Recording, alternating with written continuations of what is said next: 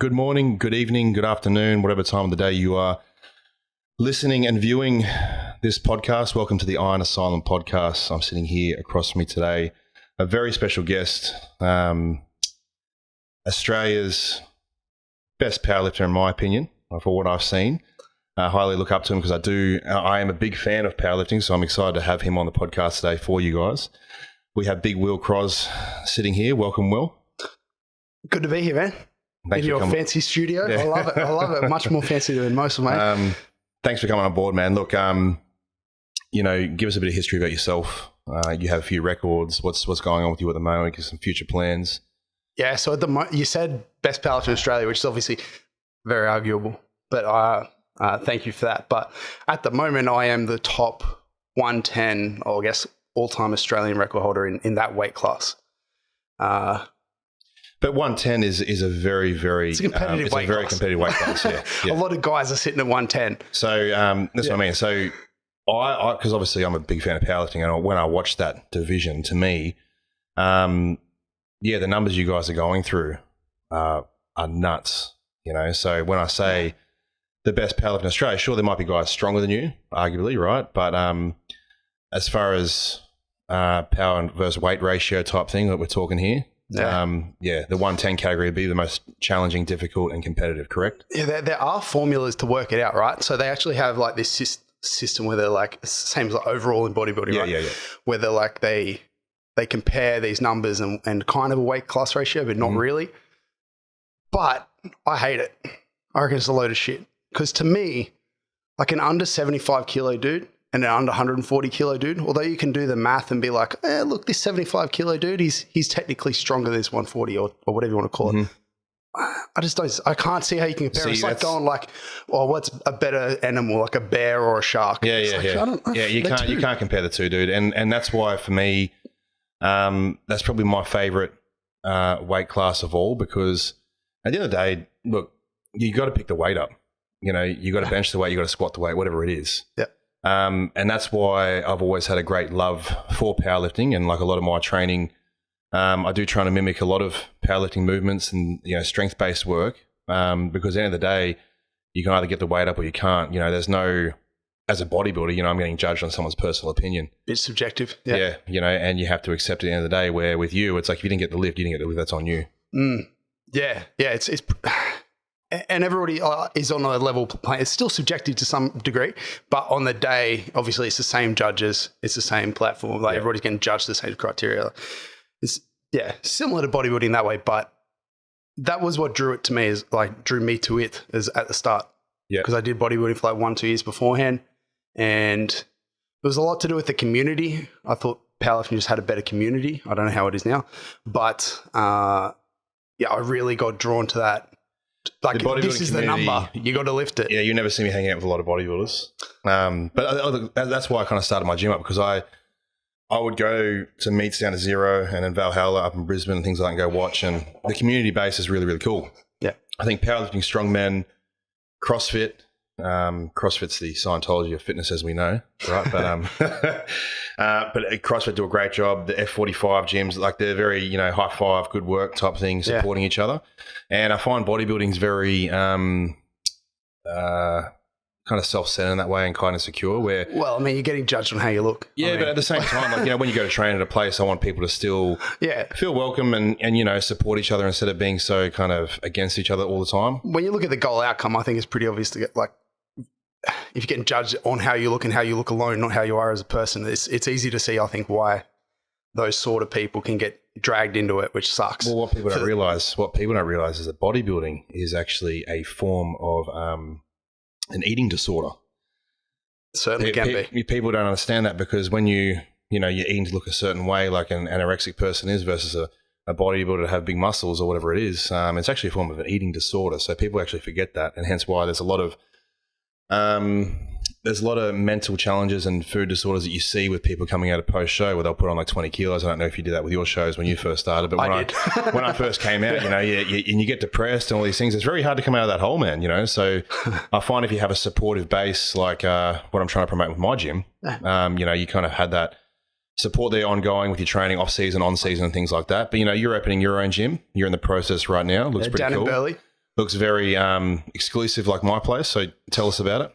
Yeah. So the easiest way to explain it is that it's a pretty small facility. It's only 220 square meters. It's not massive by any means. It's in Burleigh. So, I mean, it's a bit more expensive down there. But the idea is Nexus Performance as a company has been a coaching company, a strength coaching company for 8 years now. Yep. And over that time, I feel like we've got really freaking good at it. We give good results and coach a lot of really strong people. Mm-hmm.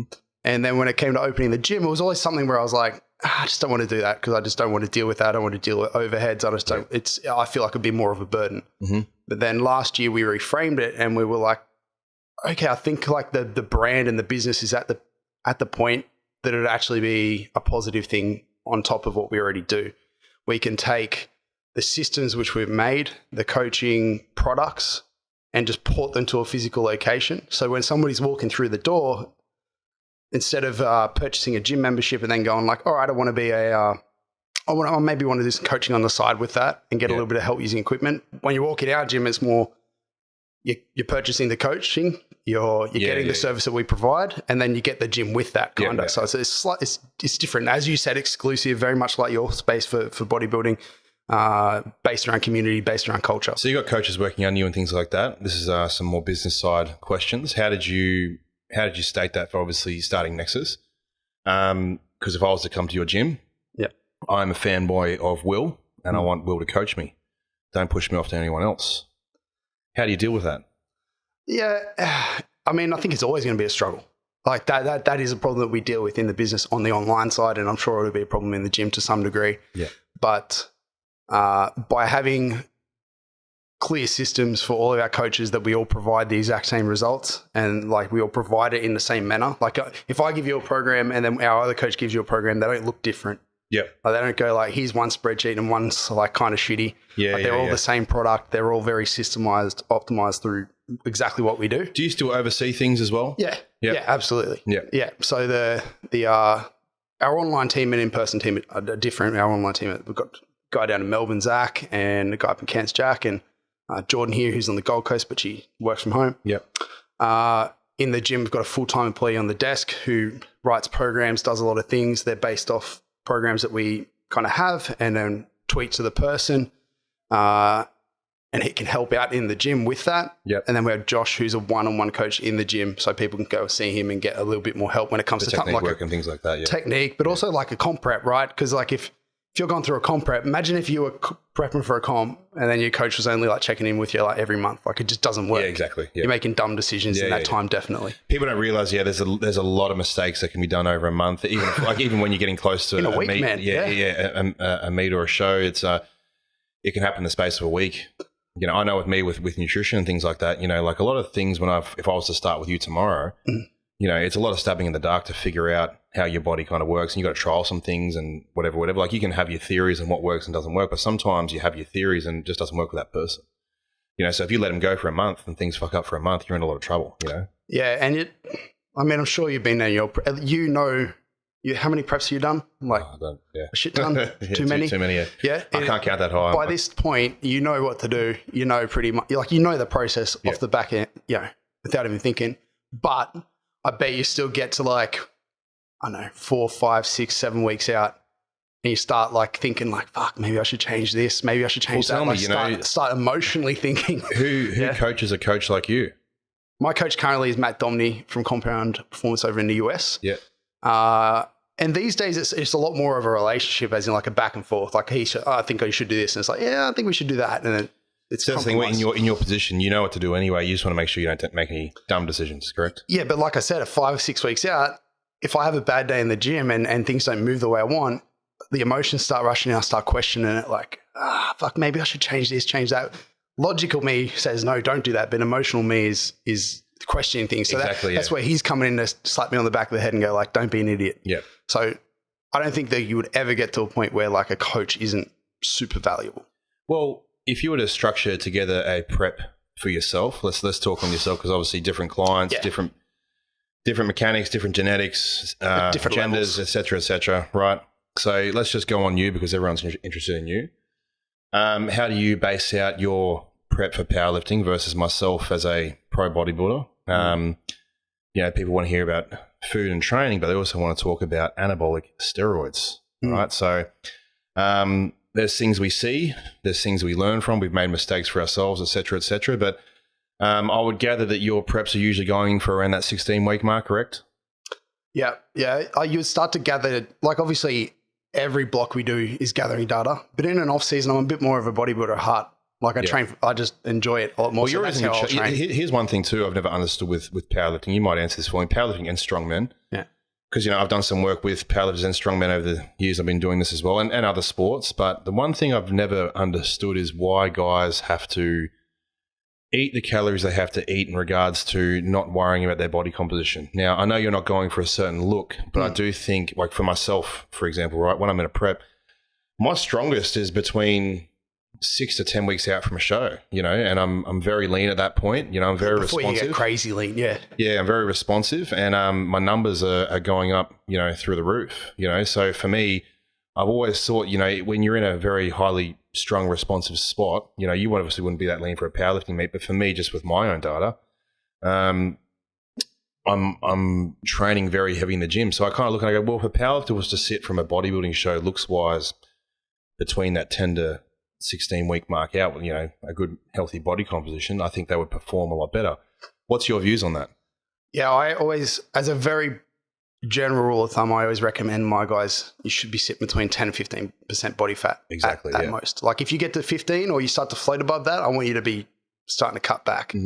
Because as you know, like you don't put on as much as muscle as leanly when you're overweight, like just hormones and other things within internally just aren't optimal. You're lethargic and stuff as well. There's just no point. It's just pure laziness, to be completely honest. To answer your question, but the old school mentality is just pure laziness, is what you're saying? As in like the whole like quote unquote weight moves weight. That sort of used to be like, oh, I put on 5 kilos, my lifts go up, which is true, but like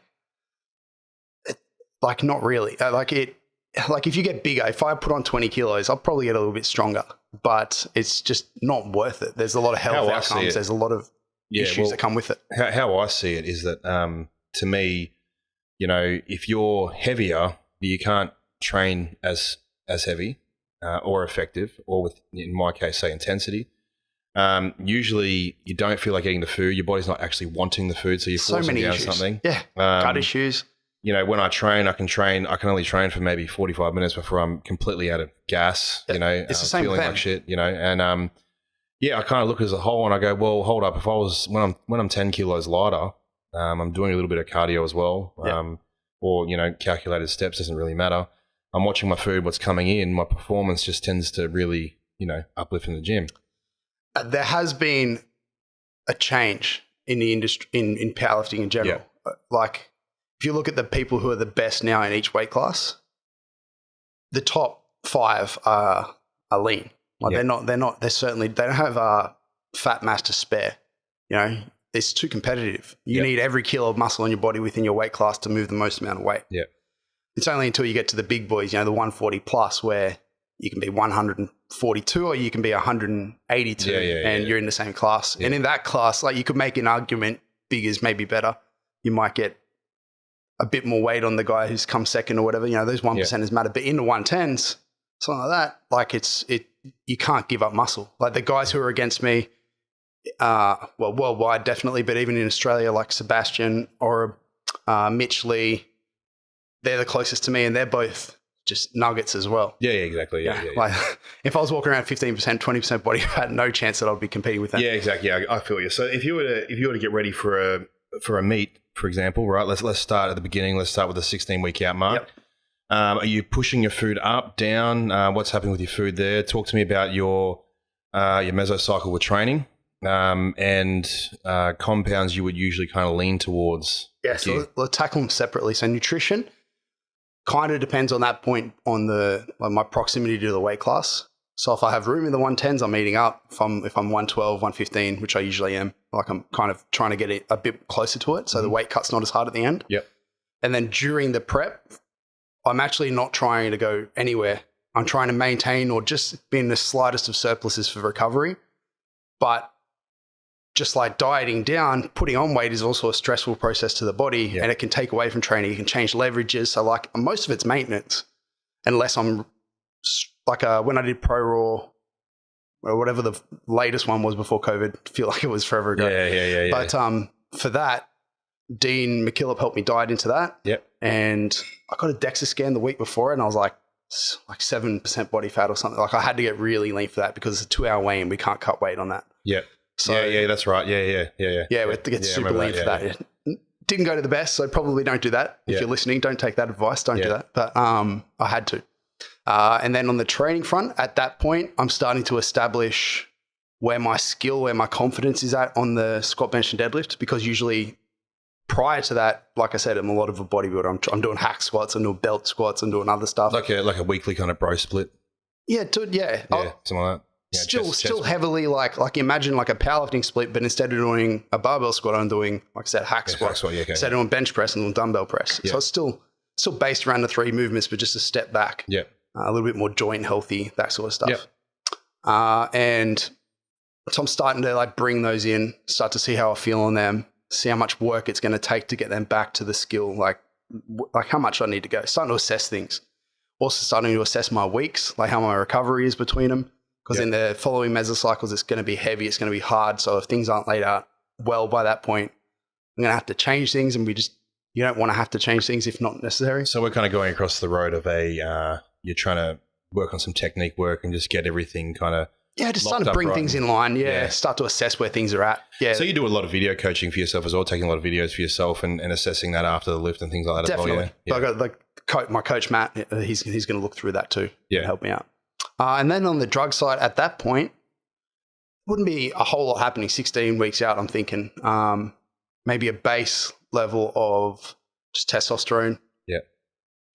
And then usually a DHT, like a Masteron or something like that. It's accompanied with that for the neural side, for the skill side. And usually at a low dose, because at that point, you can't be pushing things. Because like I know if I push things for 16 weeks, I'm going to get to the end and it's just going to be, my bloods are going to be disgusting. And the other thing too as well, when you're probably that far out and you do take a little bit of a boost, and if you did, add a few other things in, it'd be hard to hold yourself back as well, correct? Yeah, definitely. Yeah. It's but it's more just like if I just went all out at that point, and it's just like I said about the stress, like it's so much stress on the body. Correct. And things, and it's just, you can't drag that out for 3-4 months. Well, you can, but it's fucking. Yeah, no, and look, I agree, mate. And that's why with me, I say 16 weeks for a prep mentally, but I get all my guys, it's 52 weeks year round, right? When you're getting ready for a show or just lifestyle. Because to me, I think bodybuilding is more of a lifestyle than what it is a sport. Powerlifting is a skill. You got to do a 1 rep max of something. That's a skill. I don't look at that as a strength thing. Hence why there is guys with different body shapes and things like that, and they're tremendously strong because they know the skill of the lift. Yeah, and I run into a lot of bodybuilders. Yeah, it's definitely true, especially in the 1RM sense. Like I know a lot of bodybuilders who have come to me for coaching who can bench, let's just throw random numbers, but maybe they can bench 140 for 15 reps. Yeah. Like just throw that 140 around like it's a fucking joke. Probably do it all day, every day. But then I say, all right, so like let's do a max, and they can only max 160, 170, something that it just doesn't align. The numbers don't align, and so they're like, what the fuck? And that's where the sport and the practice comes into it as well, because you need to be practicing, like any kind of element, whether you're a sprinter, basketball player, footy player. There's different aspects you have to coach, be ready for, and apply that for game day. Where I find bodybuilding is more of a lifestyle. So I guess my thing of the old school thing of getting ready for a prep, I'll say to someone, you're 20 weeks out, let's kind of step it up. It's more mentally. Definitely. I'll let things slide, obviously, in an off season. But at the same time, I keep people accountable in that way that I don't like to push drugs heavy year round. I just kind of like a consistent on and off period, depending on the athlete and their fatigue levels. Same with their food. I think keeping them in a nice, healthy body composition keeps them nice and responsive. I do believe in solid rest periods where you might, cruise on, some TRT doses. But when you cruise, really just let the body kind of relax physically and mentally as well. And the reason why I do this year round is that when it comes into a 16-week prep, nothing really has to change. It's just more so from 20 weeks, 16 weeks out, wherever you start, right through like the 10 to 12 week mark out, It's more so to say, all right, when you kind of had those cheat meals a bit extra than what you have been, just stop them. So it's not really like a too much change in things because one, they're already in a very good body composition. They're already very responsive. They're already managing their fatigue levels very well because we've had the rest periods needed. So they can really keep training and doing what they're doing without any having to change and keep their intensity because at the end of the day, you and I, we both love training. So we want to be able to make sure we can always enjoy it and keep pushing hard right up to that 10 to 12 week mark. Yeah, there is sacrifices. Like you said, like my sessions close to a comp are going to be really heavy. So if I have to work up to a really heavy squat and then do a couple of back off heavy squats, it's going to take me hours to get just that done, let alone like accessory work after, So these sessions are massive and they take up a huge chunk of time. They take up a huge chunk of energy, a lot of sacrifice that comes with it. So that's part of the reason why I'm a fan of the bodybuilding in the off season. I can come in, jump on a hack squat. It takes me 2 minutes to warm up. I'm just smashing some heavy weights, just focusing on growing the muscles. It's a life thing as well. It's not just because I think that's optimal from a physical perspective. It's like you said, it's a mental thing. You can't be on all the year round, especially if you have kids or you have businesses or shit. Like you have a life. And I think what people don't understand is like if you had a really over, you see it all the time. I'll have an overweight female come to me and she'll say, I've been eating 1,000 calories for ages. And I'm just not shifting anything. And I'm like, yeah, well, your body's gotten used to that. It doesn't really see that as a deficit anymore. Your body, treats it as a normal thing. And now you have to either drop more food out from there, which you don't want to do, and go, sub 1,000 calories. The point is you need to be setting a better baseline for yourself so you can obviously manipulate your food when it gets that high and make the changes needed. Now, the problem with bodybuilding, powerlifting, strongmen, very heavy duty based sports that do involve drugs and fatigue and things like that is when guys are going hard all year round, your body becomes accustomed to that as well. So I do believe in rest periods. We're talking injuries, we're talking lack of motivation, loss of love for the sport, things like that, where that's why recently I came off completely for 3 months. Now I had to free some sperm, but I had to come off completely, obviously, for the obvious. I had to go blow on a cup. Wasn't that fun? The purpose behind it, usually when I take a cruising dose for that 3 months, is just to let my body just say, you know what, forget about training for a bit. I might do a few pump sessions here and there, but that way when everything starts back up, everything's very responsive. That's why when people talk to me and they say, they'll ask me and I'll talk about, say, tests, and I'll say, I'll never really go over 500 mega tests, and they don't believe me. It's like, how can you be the size you are and not go over 500 mega tests? And I say, well, because I have these certain rest periods when my body needs it and for long periods of time, when you put that stuff kind of back in, your body responds very, very quickly. Where guys that are kind of just looking to smash it year round, and I'll just add some more nandrolone, I'll add some more trenbolone, I'll add some more bol, and adding, things become stale. And what I was trying to say to you was like the analogy with the overweight lady. Your body becomes accustomed to it, relies on it, and just thinks it's the norm. Yeah. Do you see this a lot in powerlifting as well? Yeah, well, longevity is an issue in a sport. People are in and out 2-3 years on average. And that's not just to do with this. That's to do with many factors. But one of them is people come in, they go, all right, I'm going to take all this shit, push really hard with training year round, go really hard, all that stuff. And then mentally they burn out. Physically they burn out. Like their blood works. I get a heap of people come to me, their blood work is complete crap, and that's why their drugs just aren't working. It's just like, man, yeah, cool, because your blood pressure is disgusting, your blood glucose is terrible.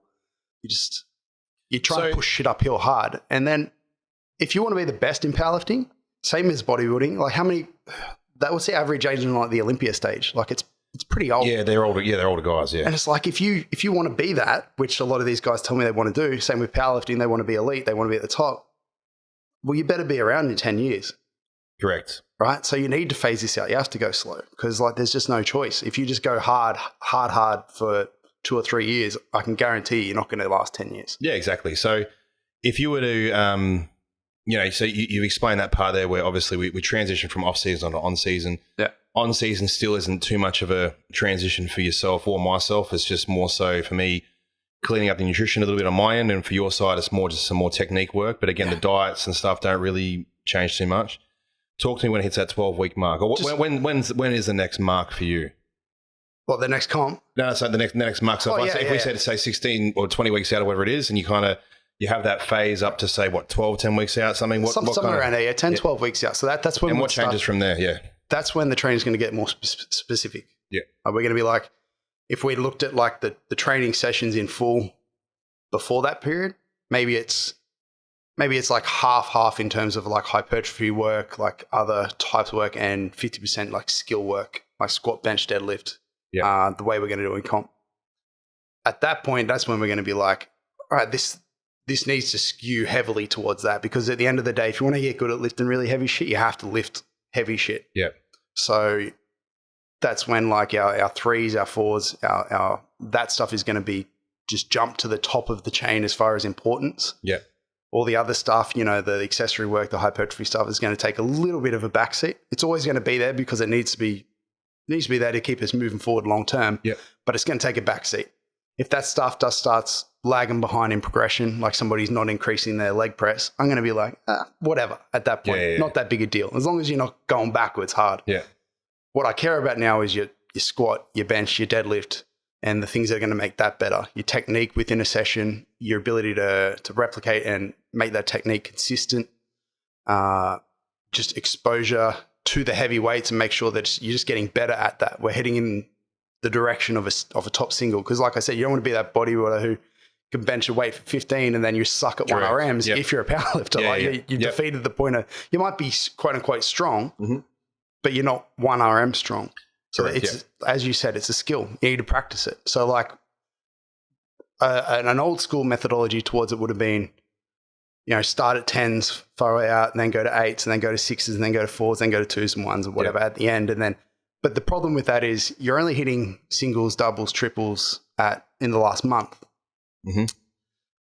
Whereas the way modern powerlifting is, we're starting to hit heavy work, singles, doubles, triples, not necessarily to failure, don't get me wrong there. Yeah. But heavy work pretty much from 12 weeks out, at least. Is this so you can back off towards the end? What's that? Is this so you can, not so much back off, but so you're not, because I believe coming into meets, you do like to have things where you test yourself, but when you're testing yourself too close to a meet, that can also be detrimental as well. But just in terms of fatigue. So like if you're pushing really, really hard and you press the pedal down a little bit too early, you might peak a little bit early. You might hit your best numbers, and then by the time you actually get to the comp, you're gassed. Correct. Like you're not able to replicate what you did. And that's just a mismanagement of stimulus and recovery. Like you just under-recovered, most likely. See, coming from a bodybuilding side, I know what you mean when you say that as far as getting ready early, but it's a better problem on my end to be ready early than what it is. Yeah, a bit easier to maintain. Because we're both here. The big subject we're talking about is fatigue factor and how we manage that. Yep. But coming into a show for someone like myself, I would way rather be in the position where I've got to try and continuously fill myself back out, right, and fight that clock, than rather, you sit there and you're like, shit, I got to, I don't do much cardio now. I've got to do 2 hours of cardio because I won't make this prep in time. And for me, getting ready for a show, I'd always rather be told I'm overcooked than underdone. Yep. Overcooked means you work too hard. Underdone means you didn't work hard enough. For whatever reason, that's just how I interpret it. Oh, for sure. So when it kind of hits that 12-week mark, I think on my end, the weights just kind of naturally tend to increase a little bit because you are a little bit leaner. Your mentality is like, okay, I'm seeing my body change just from cleaning up a few things here and there. Mm-hmm. And obviously the drug use arguably gets higher. We didn't talk about that. So at 12 weeks out, it's when you probably start to push things. But when I say push things, how do I explain this? Like most people, if I just Googled like best drugs for strength, like the list that you're going to get back are the heavy shit. Yeah. Like the trends and the Halo tests and the super drolls. Yeah. Stuff that you can't push year round. If you are, you're going to feel it. Like it's going to fuck you up. Been there, done that. Yeah. Yeah. So like we want to save these weapons for close to the day for at the end. So we're still not pushing those ones. That's a big misconception. People think you just run and train year round, like, great. Definitely not. But like I said before, the test, the mass, that sort of stuff, maybe we start escalating that up a little bit. Yeah. Maybe we start to push that up. You're a high dose person with test, or you like your test sitting a little bit lower and working? No, it's definitely, for me, I think the last prep I did was like 300-400. Yeah. So like fuck all. But I just don't see there being big benefits to it over other stuff. See, in the past for me when I was younger, you know, I went up high tests, you know, as far as a gram. Oh no, I lie actually. Funny story. When I got back, I won the Universe in Greece. Came back and I'm like, yeah, I know I've won this, and all I got to do now is just take more gear. I was 20. Of course. The solution. 22, I think it was, yeah. And I would just take more gear, be sweet. And it's funny, I hadn't seen John Davey for about 8 weeks. He was my first real coach at the time. 8 weeks after the show, and I started banging 1.5 grams of test, gram a deck, 100 mega D-ball a day. The solution to all your problems right there. Yeah, and I was so happy to tell him when I sat down. Yeah. So I just came in and sat down. I'm like, yeah, dude. I'm serious now. This is what I'm doing. You know, I'm super serious. This is what I got to do. And he looked at his assistant. He just started laughing. Like, I still didn't catch on. I thought he was laughing as in like, yeah, he's serious, you know? Yeah. He's like, you're a fucking idiot. What are you doing? He goes, how's your appetite? And I'm like, oh, I'm eating like probably 2 meals a day. I had fucking back acne. Yeah. I just looked everything. Shit, you know, like I was watery. A nice shade of red, I imagine. Yeah, it just shit, you know. And then it was funny when we went down and quartered all my doses, literally quartered my doses per day. Everything started to respond. And about 4 weeks after that, he said, yeah, see, more isn't better. Everyone has this conception. Obviously, guys that have been on Olympia and everything like that, they're running this and running that. And I know people would say about me all the time, and I assume they would say about you, you know, to lift the things you lift, it's how much you run. But what people don't understand is it's timing with certain drugs that work well with a physique, which is why it's so hard when people ask me, you know, oh, you know, what gear, what's your cycle? You know, what do you do? It's what's like, look, secret, man. This is what I have used, and this is what I do, and things like that. But that does not mean it's going to work great for you. You know, I know other pros that use long ester drugs right up into their show day. Because they keep fuller on it, you know, and there's other guys, as I said, that will bang trend from 12 weeks out, you know, each their own. I don't really judge because I guess you have your own methods for whatever it is. But for me, when it comes to that 12-week out mark, I don't really look at, you know, bumping up the drugs as far as like if I say I would always have like a kind of either a base of, you know, say test there for myself. I would be running some sort of nandrolone or bold, something along the lines of that. That's where the difference is for us. And that's where DHT realm, and then force production realm. So that's where I'd switch into the 12-week mark out, and that's where I'd start adding the DHTs. Yeah. I find DHTs for myself, again, disclaimer on this podcast, everything's regarding myself. Responding to DHTs are great, and they actually keep me leaner, so they kind of get the ball rolling on that front as well when I'm coming closer to a show. So adding to that 12-week out mark, it just kind of puts something in to kind of get the body just working that little bit faster for myself. And therefore, when I feel that kind of a boost up, your output will get higher because you're training obviously a lot harder with higher intensity. Therefore, your food still doesn't have to be that greatly manipulated.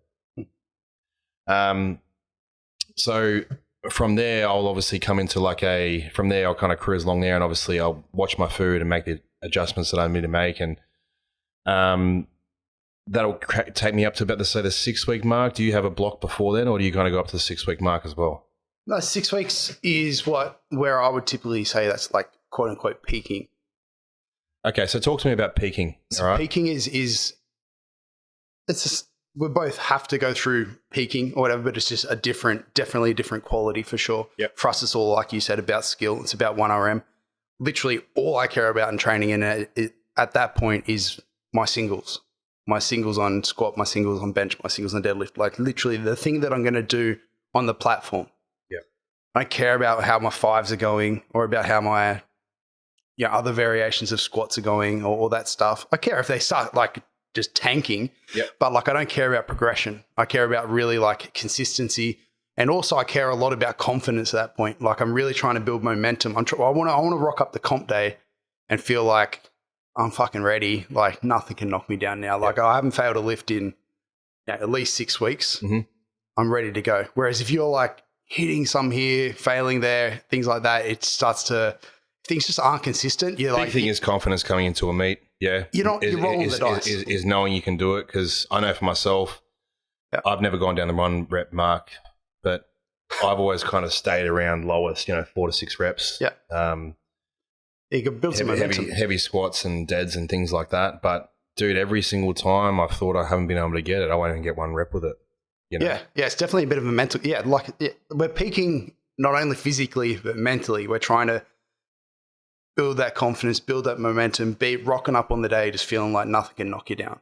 So if you were, obviously that's the kind of phase for you where you said you would be adding in things like certain drugs like Dren, methylated, whether it be Enadrol, Superdrol, Halo, whatever your weapon of choice is. Yeah. That's where those harsh ones would come in. For yourself though, do you like to stack them together or do you just kind of have one of choice? I've tried different ways, but I don't know. I'm a big fan of Enadrol. I don't know, for some reason it makes me feel like shit's just lighter on my back. Yeah. Like aggression? A little bit of that. Because one thing, I was going to cut you off. You're a very cool, calm, and collected dude. I watch you train. Yeah. And I'll just be sitting there watching you, perving you on Instagram, and you'll do a dead. You're just sitting there. You're looking, just chilling out, having chat, all good, focused. Yeah. And then you come in and just tear it up, and I'm like, holy shit! It makes me fall out of my chair. So I'm like, how do you get that amount of focus? Where for me, I'm a quite aggressive trainer. I don't like guys coming in the gym here and throwing shit around like fucking Branch Warren. Mm-hmm.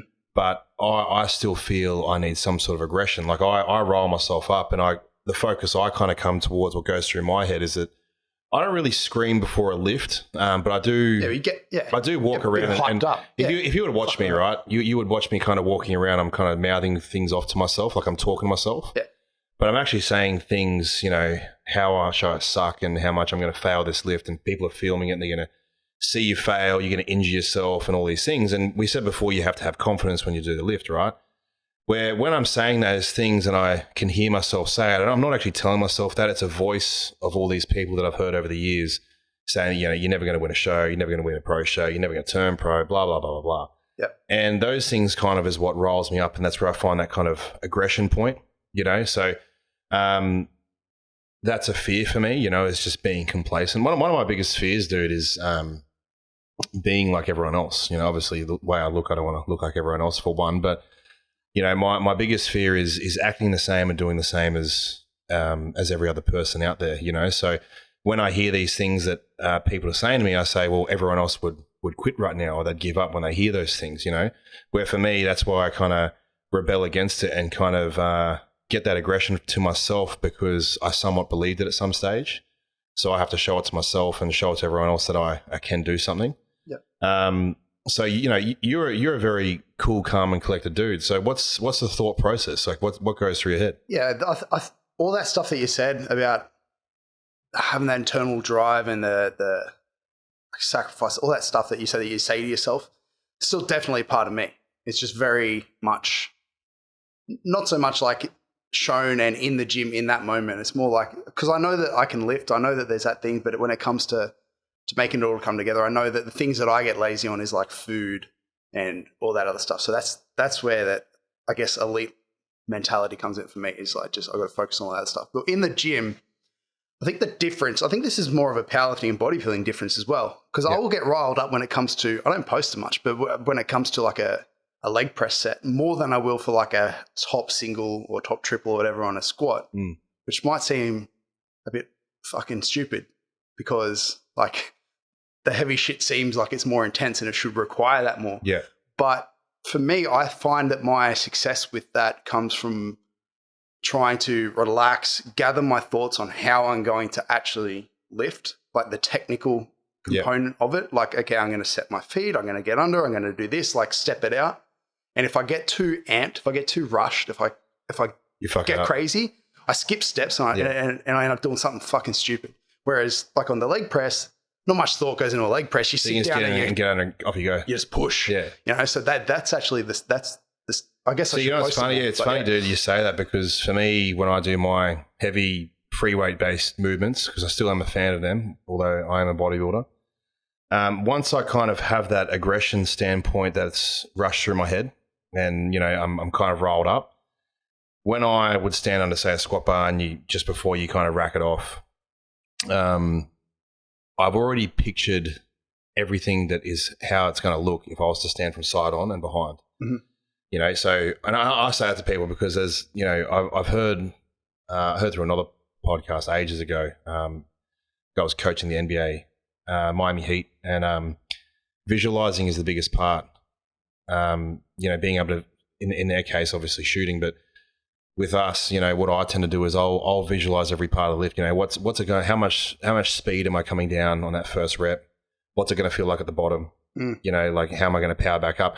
And if I'm aiming for 10 reps, I will say those repeated things for 10 reps so I can feel, I know if I was to watch a video of myself that I put on Instagram, that's what the 10 reps are going to look like. Yeah. So now I'm kind of rolled up, ready to roll. And then I kind of have a brief outlook on my technique and execution, then I'm kind of ready to roll. I say to people, don't get under the bar, or don't get under the weight unless you've visually impaired that 100%. Otherwise, you're going to fall apart. And I find with powerlifting, dude, like as I said, I go to a lot of meets, big supporting person of powerlifting and strongmen.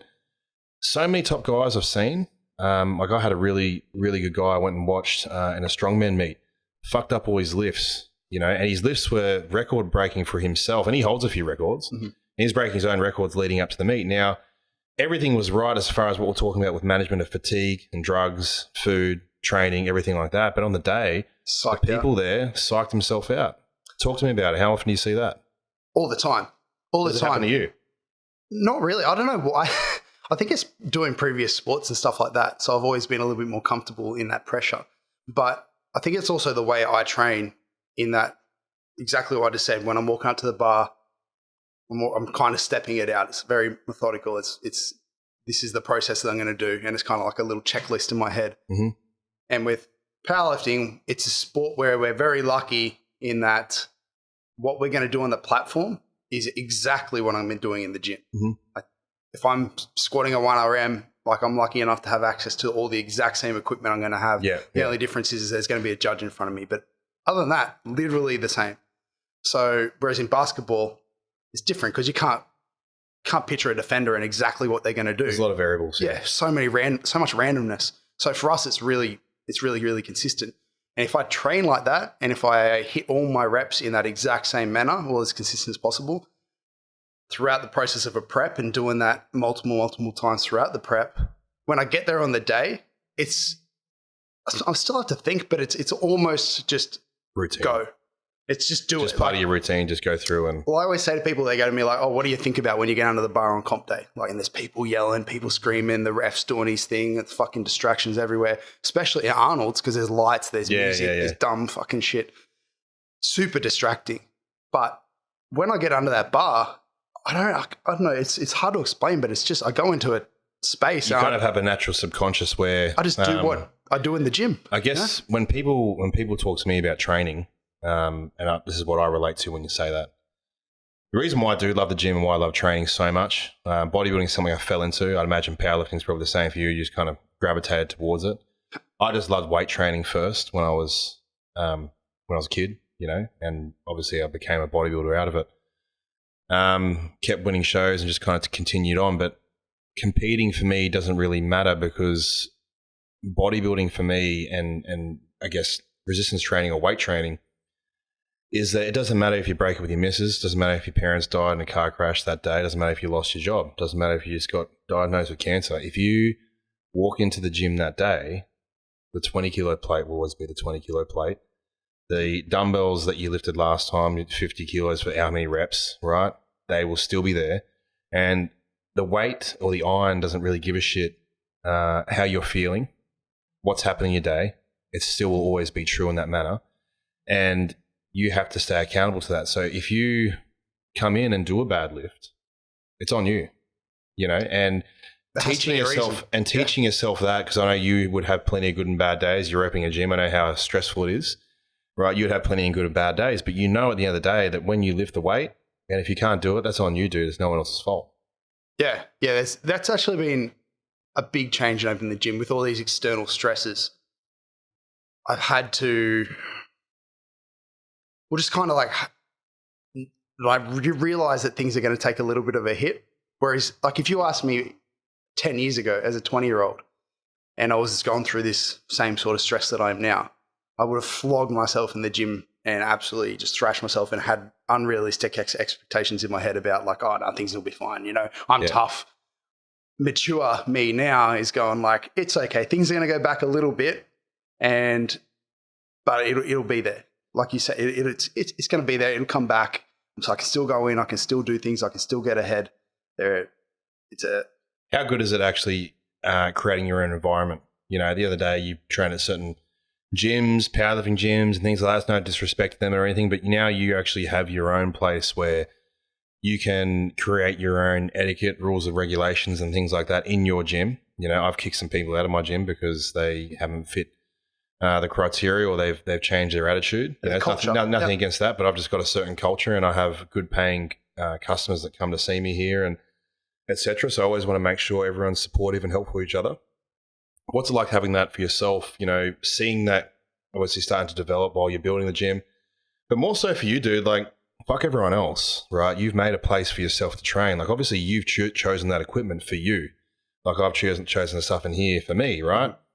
So, you know, what's that feeling like? Because really it's every kid's dream. I know when I first became a bodybuilder, I'm like, oh, I just want to have my own gym and I want to do this. And you know, it's one of the first things I said to myself. So how's the dream coming forward for you? How's it feeling? Well, like I said earlier, we already have a couple of staff. We have a guy on the front desk. We have a PT who's actually already working in there. Even it's more of a private studio to him now before we open. And we have an osteo in there who's currently just renting a room as well. So they're both going to be on board when we open and things will change, no doubt. But right now they're just treating it as their own little space. Mm-hmm.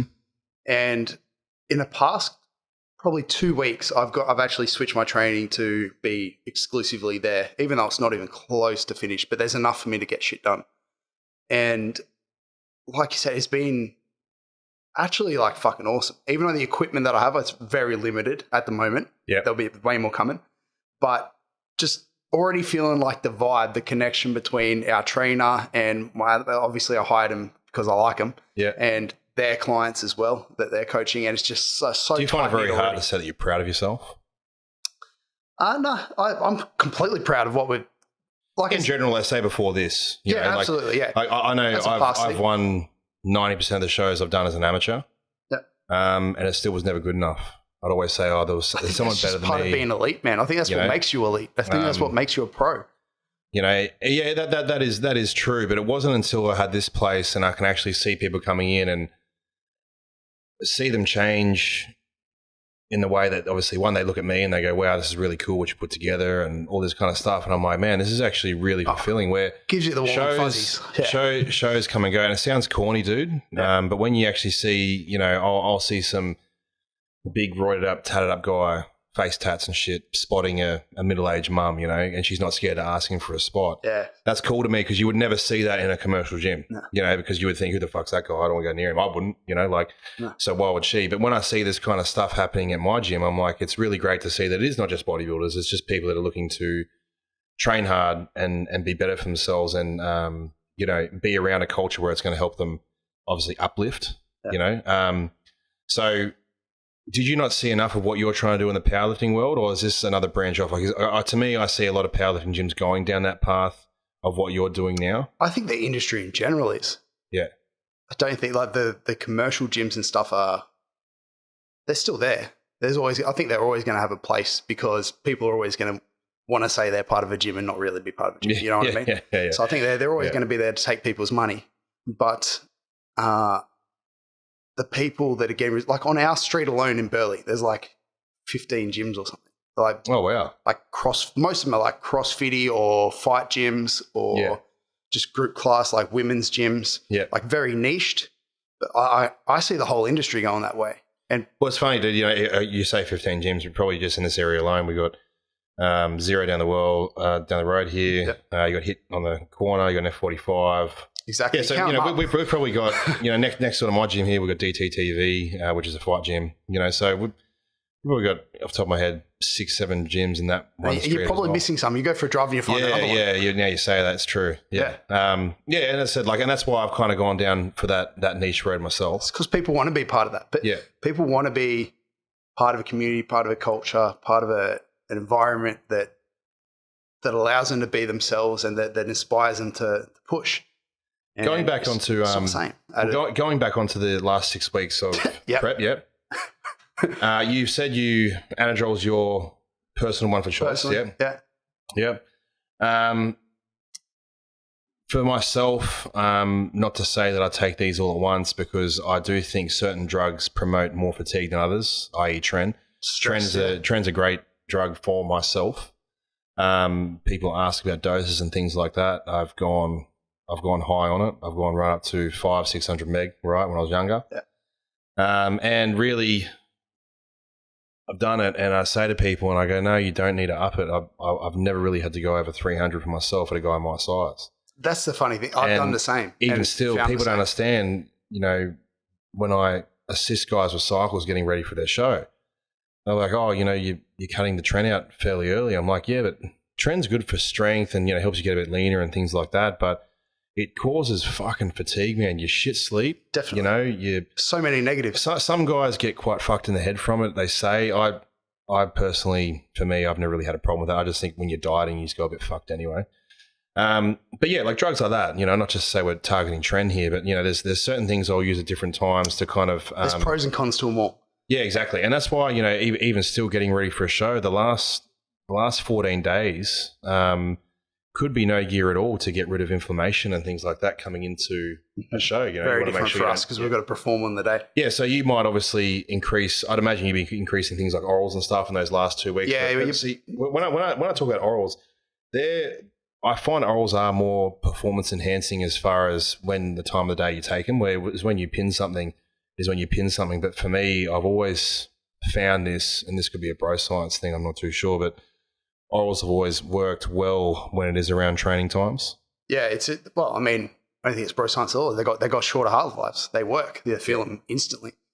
So for us, definitely finding dosing pre-workout, so an hour, 2 hours pre-workout, somewhere around there. Always that with my meal as well. Just like I take any medication, I always take it with a meal. But you know, look, as I said, I'll kind of use these things, but what people get, like, as a pro bodybuilder, the reason why it's not I'm trying to not talk doses, because obviously depending on how I am for that certain prep is how much I'll use for that phase. But even a guy my size, I've never really had to blast past a 2 gram total for gear, you know? And people will say, oh shit, like, you know, but you know, I know other amateurs that are running 2.5, 3 grams plus. And I'm like, well, at the end of the day, look, they might use that and they might get fantastic results from it, right? But for me, unless I've never had, put it this way, I've worked with guru coaches in the US. Yeah. I'm friends with a lot of pros in the US. I pick their brains all the time. And not one of them have ever said, look, dude, if you really want to get on the Olympia stage, you'll take 5 grams. No. None of them have ever come to me and said that. I've always just told them what I'm doing and they're like, oh yeah, cool. And I'm like, I still ask them to this day, even though I told you about that stupid story I did when I was a kid. Yeah. I still ask them and go, oh dude, are you sure I shouldn't run more? Like, no. So that's that emotion brain coming in because you want to do everything you can. And that's what I mean. So when people think there's more, I'm not going to lie to you and say, I don't think that, because I ask it for myself, right? But I've never had, as I said, someone in that high position say to me, look, dude, sit down, this is what you got to fucking do, right? So for me, that's why I've never really had to venture past that 2 gram mark. And the 2 gram mark will only really kind of come up, as I said, in that last 6 weeks. And the only reason that does happen is because I will be using shorter rested things that I cycle through and take things in and out to help with my fatigue levels coming into a show. So I would imagine coming in that last 6 weeks where I've had, say, over a 16-week period, a more kind of consistent dose the whole way through. I would imagine with you, you would have a more... Yeah, ours ramps hard. Yeah, you would have a lower start, medium, and then at the end is where you'll ramp it up, yeah? Yeah. So exactly. talk to me about It's it. just got to peak for one day. I only need to be strong. People don't get this. If you ask me right now, hey, Will, do a 385 kilo squat. And then I'd be like, fuck, no chance I can do that. Yeah. And you'd be like, why? You did it. Yeah. You did that. That'd be the same as me going like, hey, Sam, can you just be 5% body fat right now? Or whatever the fuck it is. Like, you can't hold that. Yeah. It's I peak for that one day to be as strong as possible through one rep. But even still, because in the last 6 weeks, people would say, oh, you just said then, like, obviously it ramps up. But I still don't believe you would just sit there and take 10 different things and put them in your mouth that day and inject it into your ass that day. You know what I mean? It'd be a roll of the dice. It'd be, if I did that, what's to say that I don't know, it might fuck my guts up or something might happen that fucks me. So yes, it is ramping up in general, but we're definitely not just throwing shit at and hoping it sticks. You know what I mean? Like it still has to be somewhat consistent because I want to have a very consistent outcome. So, imagine like going through a whole prep, doing this, and then at the last minute, people do it with their bodybuilding peaks all the time. Show day protocols. Fuck, it's the same with us. People will get right through there. They're hitting PBs in training. They're going great. And then at the end, they're like, you know what? Fuck it. I'm going to take everything. And then it ruins their day. And I can completely agree with that. And that's why, when I say to people, or even people listening to this, you're going to say you ramp things up in the last 6 weeks. But what I'll say to people is like, the drugs of choice for myself in that last 6 weeks would be things like stanozol, masteron propionate, tren, low dose of testosterone, GH. But again, those things like GH, they get cut 2 to 4 weeks out because we haven't talked about the peptide side. I think very different to anabolics, but just as a keeping I still want to keep things simple for people to understand listening to this because I still imagine saying what I've just said then guys will go, shit, last 6 weeks, that's what I've got to take, But as I said, like there's guys I know that come in more conditioned than me that don't use any of those drugs. They use long esters right up. So, with you in that regard, the drugs that you would lean towards for you, not your athletes or anything like that, for you, what's the general ones you would opt to look for besides Anadrol? I said that in the last weeks, the Superdrol, the Halo, but it's usually like a week.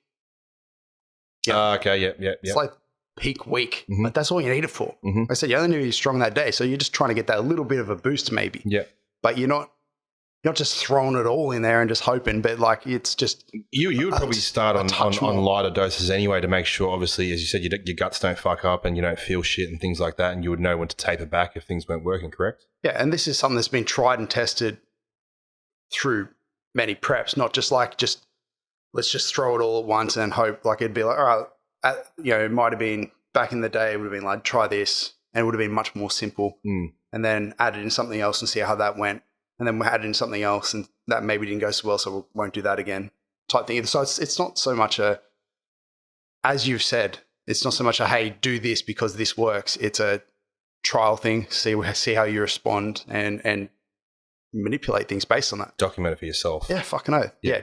Same with training. See what makes your quads blow up. Like I can turn around and say like, yeah, hack squat's fucking great for me, but for you it might be a different leg press lift or something else. Yeah. Yeah. And that's what people have to understand, as I said, like at the end of the day, the message that I'm trying to get through to everyone at the moment is that, the gear protocols, they still are very similar, because if you, I would say mine across as a pro bodybuilder from 20 weeks out would be a flatter on the curve, Yeah.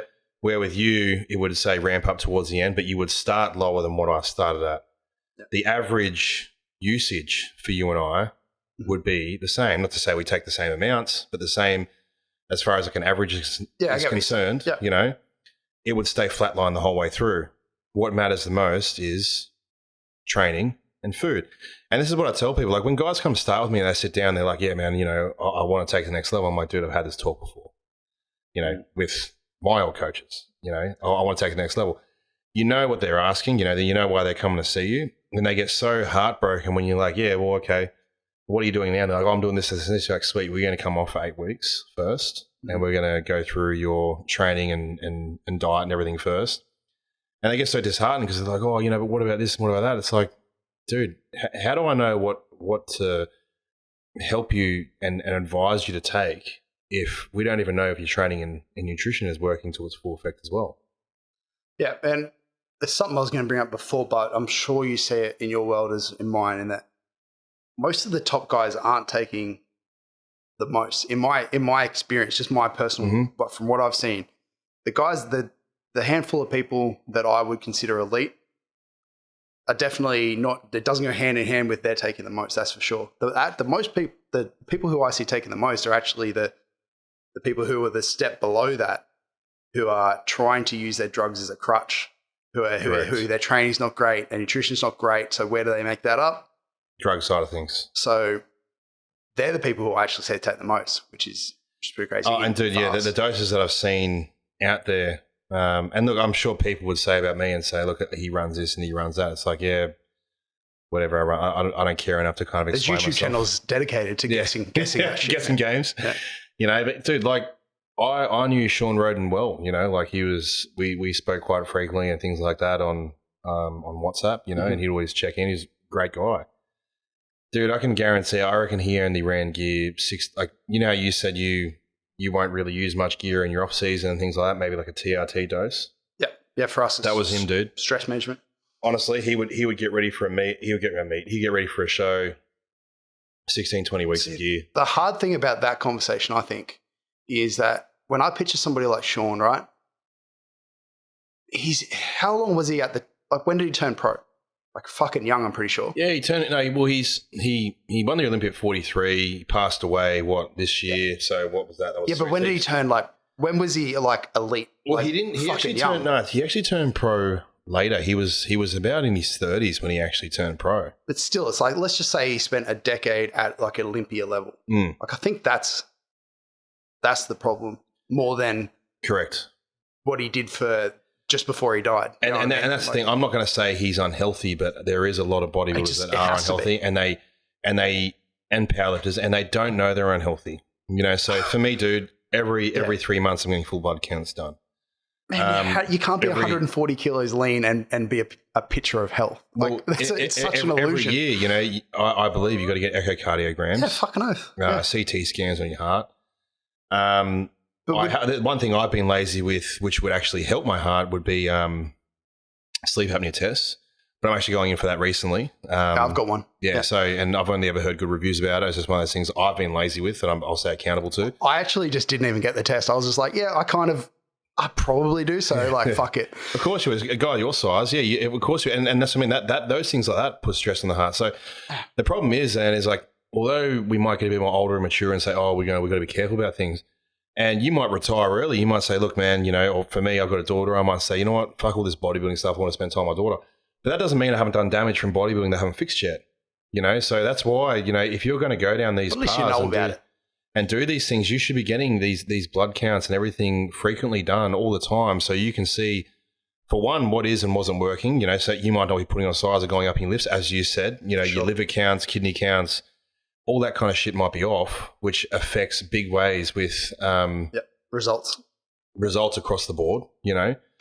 And yeah, I know myself, because we didn't have this education, years and years ago. It's only just kind of become apparent now in the last few years. And even 5 years ago. Even just 5 years ago, dude. It was a lot more cowboy. Like, yeah, sweet, just do what you want, whatever.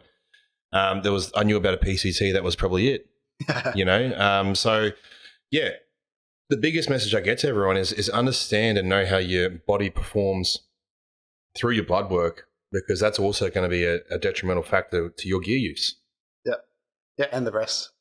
Like if your blood glucose is out of control, then it's going to, no matter what you eat or no matter anything like that, it's not going to be optimal. If your blood pressure is constantly high, that's going to affect your training in some way. Of course it is, dude. Like I've used drugs like insulin over the years being a bodybuilder, and powerlifters do it too. That's why I said about the peptide side, that GH and insulin and these things that people put in like the size category are definitely a thing for powerlifting too. It's just that we use it a very different way. Yeah, so if we're talking on that front, obviously GH and insulin are more, to me, off-season advocates to help put on size in the right way. But people say to me, and I'll talk to athletes of mine, they're like, oh, you're using Slim, I've never seen you get fat. It's like, yeah, well, go get your GTT done. And it's a pain in the ass 2-hour test where you sit there and take bloods 3 times and they give you that sugary drink and all that kind of shit, Respond. Yeah, and you got to keep all that kind of stuff in check, man. If you're going to be fucking with these kind of things. And then you also have to understand as well, which we don't have time for today, but understanding the timing, uses and ratios between the usage of GH and insulin. Depending on the person, their insulin sensitivity and things like that will determine, what they can use and can't use. Guys will say, oh, should I use 10-IU growth? It's like, dude, you can't just come in and just use 10-IU growth and you never fucking use it. Because if it's real, which I guarantee it's fucking not, but if it's real, dude, you won't be able to close your hand. You're going to have, aches and pains. Your insulin sensitivity is going to be fucked from it. If you're taking 10 straight away, as I said, like guys at my level, they're doing that, but they've gradually built that to this period of time. I'm sure they have other things in place, like their diet's immaculate to make sure that it coincides. Yeah, you have lots of different things. You have to, Just briefly touching on that, as I said, because obviously using GH and Slim for me in an off season to help with size, you would use it obviously in an off season as well. But as I said, the training for you go back to more of a bodybuilding. Well, at any point for us, because we don't really care about the physique that much, and because it's not so much. You said it's more of a thing to help drive size and things like that. And I'm not saying that it isn't going to help with that for us, but it's more of a longevity thing with the growth, more help repair, recovery, that side of things, because powerlifting takes its toll on your joints when you're lifting heavy shit. Yeah. And the insulin is more of like to enhance recovery as well, just to drive fuels, things like that. A carb transporter. Yeah, just to help things. And also just humans aren't designed to be 140 kilos or 120 kilos and lifting 400 kilos. Like it's just, so like you just giving your body that little bit of a boost to go, just to help it out, to help like you said, shuttle nutrients and things like that. It's and that's the thing, dude. When it comes to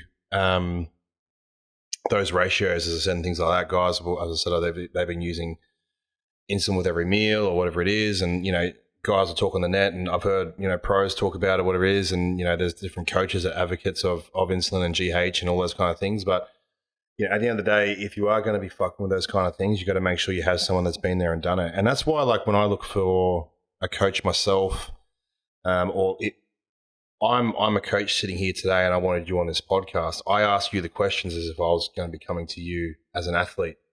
These are the questions that's on my mind, if you were to get me ready for a powerlifting meet, but I can ask you that shit, dude, is because you've been there and done it, and that's, for me, that's the biggest one. When I look at someone, they don't have to have the best physique, but what's their history? What have they done?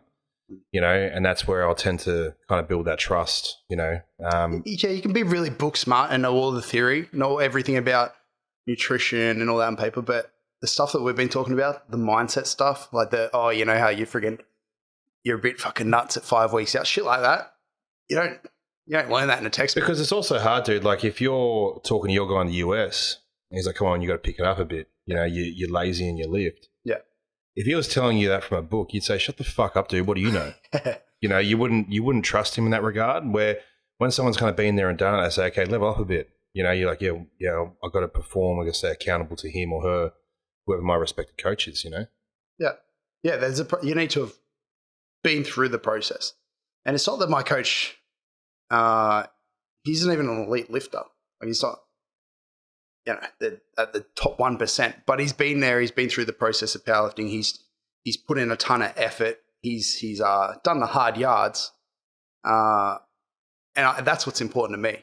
And that's the thing. Like if his passion is coaching, like he's done the competitive side, but he actually has more of a passion out of coaching. That's totally fine by me. But they have to somewhat get their hands dirty first, I can kind of trust that. Then if they want to apply the theory side of things, so they went and dipped and dived their effort into that instead of being in a gym training, I can completely understand that, dude, look, we'll wrap it up. I'm really happy with everything you kind of gave us today. I did want to talk about, as I said, the the aspects of getting ready for meets versus shows with food, training, and drugs. I think you covered everything very well. The biggest thing that I want people to take away from this is, as I said, we've talked about certain drugs that are used. I'm never afraid to talk about doses, but unfortunately, if people were to listen to this, I know they would take it away and say, if that's what Sam Pearce does, that's what I need to do. Yeah, that's what I need to do. And unfortunately, it's not that. They're just the drugs I use for myself, again, through trial and error throughout the years.